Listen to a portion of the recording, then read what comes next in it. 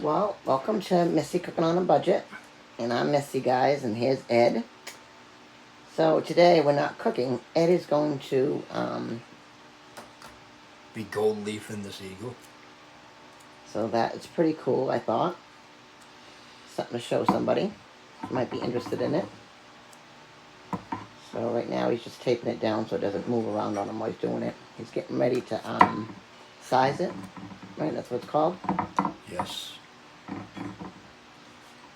So, Let me see if this will stick. Hey, how you doing, folks? Big Ed here. Jumping in, doing a little skit on my wife's cooking channel, basically cooking on a budget. I'm gonna, I got these cast iron eagles, right? They're kind of old school, you know what I mean? But and what we do is we hand gild them with 23 karat Italian gold, and they turn out to be some beautiful pieces. This one here is going to my sister Paula, love you. And this one here is actually a friend of my son's that he'll be getting that. You don't know about it. There's a little story behind it, but I figure since I'm doing this, it doesn't take that much work to do another little one. So my first step is I gotta put this size on here. It's a quick set gilding size. That's what this is called. To gild it is to put gold on it. So this here, you put this on and then it tacks up in about 1 to 3 hours. And then you have a small window to where you can apply the gold.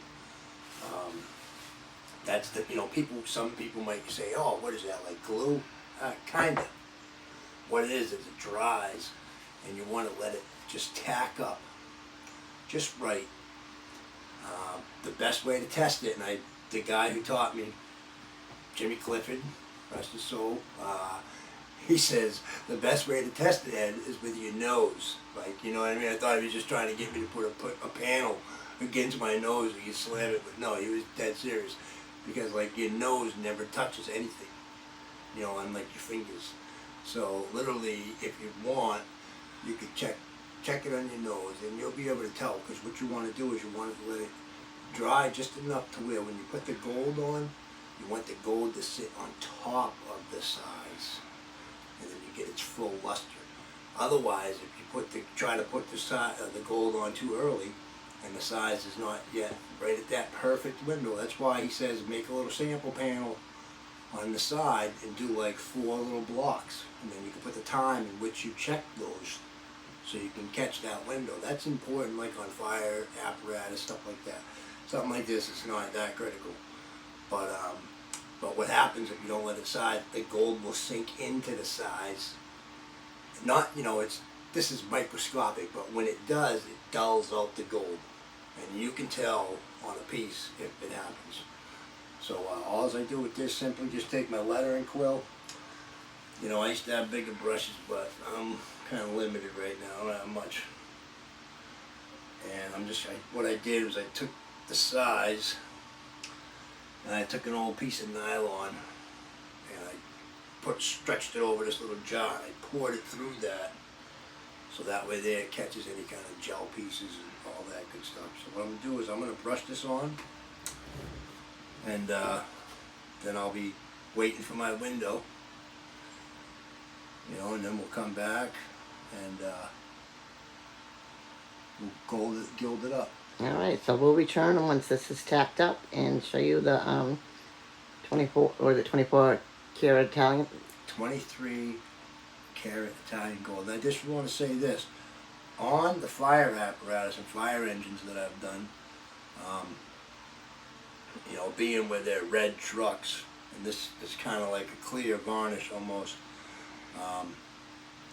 I mix a little bit of imitation gold into this, just like a couple drops, a few drops, so that when you brush it on there, you can see it. You know what I mean? You'll understand if you try that. Make sure the size is on nice and evenly. And remember what you size first. Like I'm sizing the head first, and then I'll go out to this wing, and then I'll do that wing. So when I come back and gild it, when I catch that window, I will start gilding it here, and then go the same way I brushed it. That way, the time that elapsed is like the same time that this dried, that dried, that dried. You know what I'm saying? And I never even said this out of my mouth, so it just makes sense to say that. So it's just gonna take just a short while to brush this on, and we'll come back and we'll show you the leafing process. Well, here we go. Ed already finished one, and is almost done with this one. So here's the smaller one, and yeah, that looks awesome. And this is the oh, sorry, That's the gold. that's the gold that he's using. Brambilla Ateliero. I got it sideways here. Close enough. Milano, Italy. They've been in business since 1880. And like we said, this is 23 karat This is Italian gold. Italian gold. It's the best you can buy. Best in the business right here. It's a patent gold. Yeah.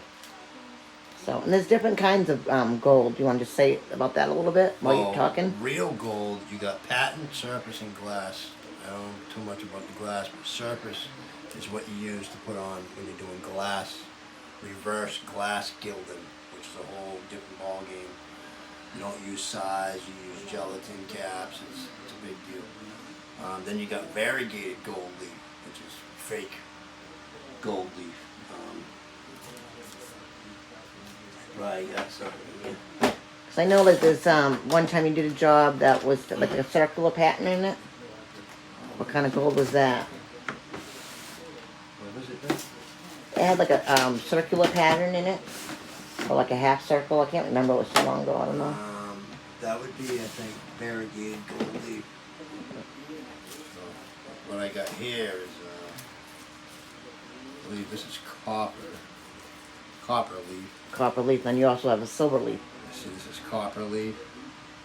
Do you see the difference? Now this is real copper too, so like if you would put something, like if you put this on something, you actually have to clear coat it, otherwise it'll tarnish and patina, just like Real anything copper else. would. Sometimes if you want a certain patina, you just let it patina until you want it, you're happy with it, then you clear coat it.